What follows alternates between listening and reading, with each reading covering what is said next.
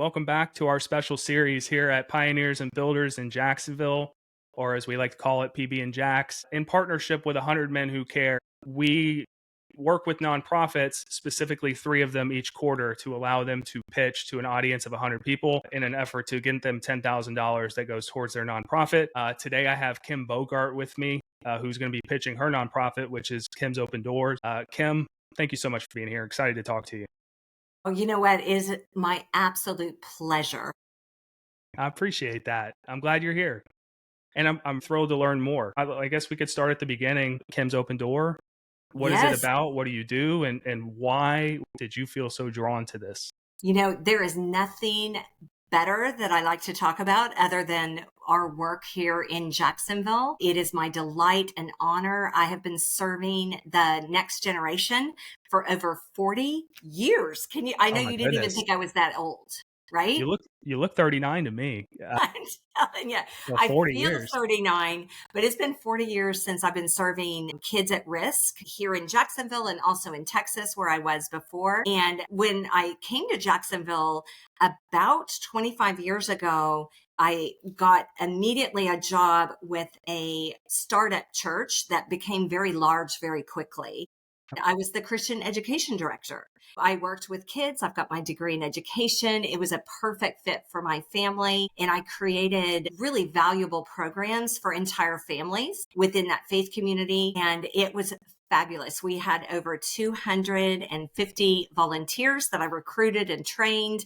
I started working for group publishing, which really puts the fun in education for kids. And so I kind of call myself a funologist. Phonologist. Yeah, I've got a degree in fun.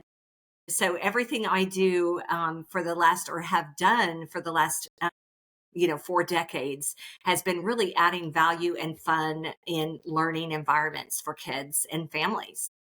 Wonderful. What part of Texas, if you don't mind? We were from Midland, Odessa, Texas. Yeah, That, so we love Jacksonville though. We moved here 25 years ago to start a title company and to raise our family. And the beautiful thing is that I was in this church environment really working on Christian education for whole families, but we started serving kids in our city in the public schools. And this was more than probably about 18 years ago. And I started mobilizing people from all walks of life.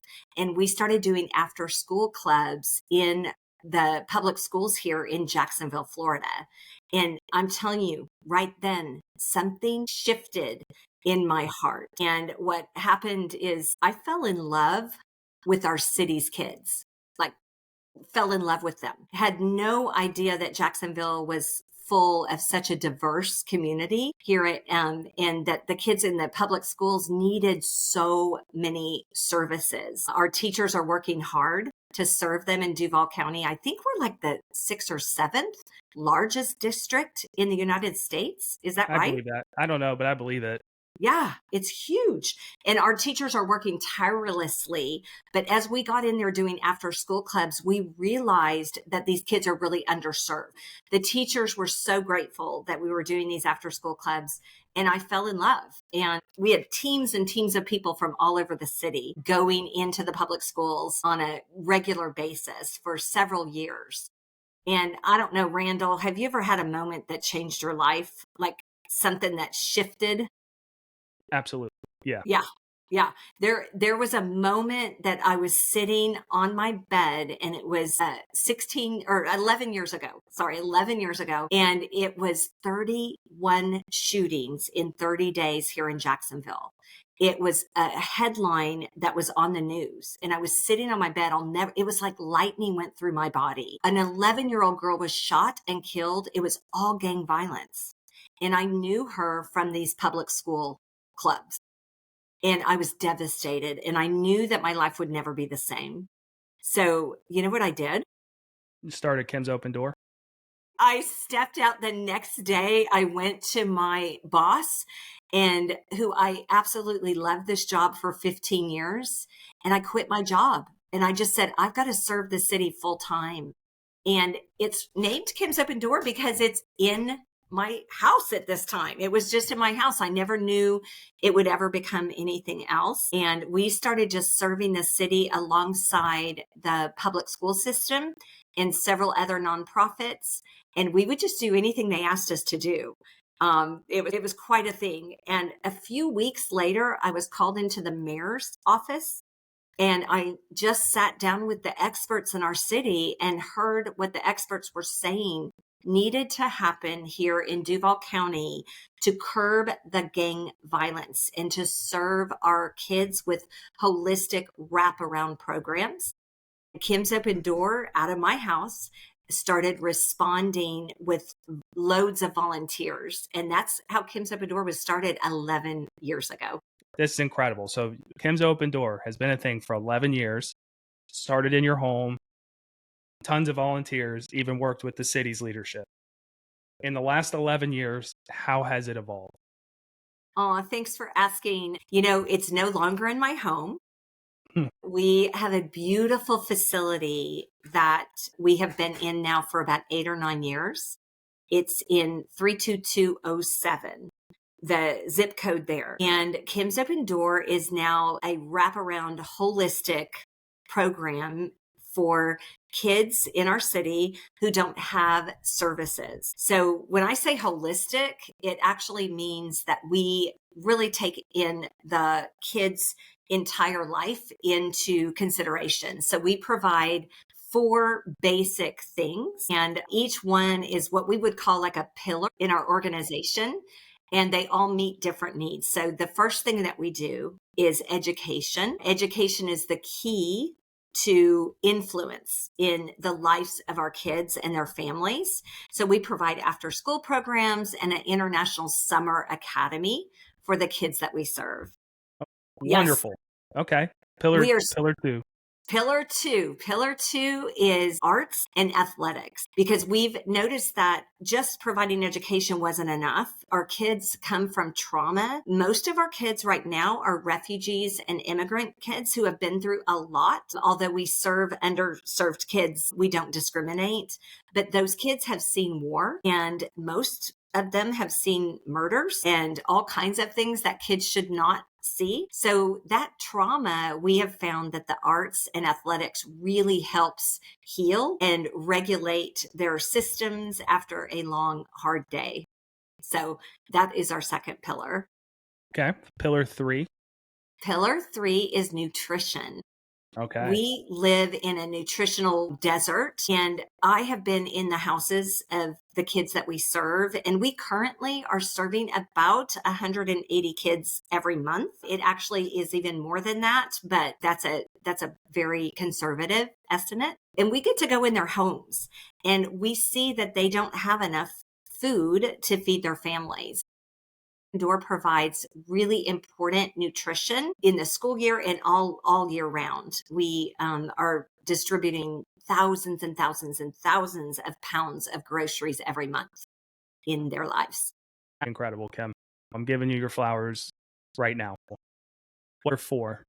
Pillar 4 is community events, and we use these community events they're really strategically placed in the community. We partner with others that are working with families, and we provide strategic events that will really connect families with services. And they are also a lot of fun. They also work as a bridge for people like you and the 100 men that we will be talking with in a few short weeks. And thousands of volunteers, giving them an opportunity to meet their neighbors in the community. So we host a lot of different events. One of them would be a block party that we're going to have just in a couple weeks. And we go and serve the community food, games, all those kind of things, and then connect those families with services. And we also target leaders in their community and come alongside them and help them serve their own communities with resources. Yeah. Okay. A couple of questions for you. Do you partner with any other nonprofits that would specialize in any of those 4 pillars? That is an awesome question. We partner with a ton of other organizations. We don't want to recreate the wheel for sure. We're a very, very small part-time staff. And so with a lot of volunteers, so we partner with Epic Cure, Feeding Northeast Florida, Duval County Public Schools, Lutheran Social Services. We're partnering with Beyond 90. We partner with other faith communities. We partner with Doctors in Medicine. Loads. I could keep going on and on. Yes, we are definitely collaborating with others in our community to be sure that we're not doubling up on our resources, but that we're helping families really find the resources they need. Okay. You're 501c3, correct? Yes, sir. We Awesome. sure are. And Yes. how do you currently receive your funding?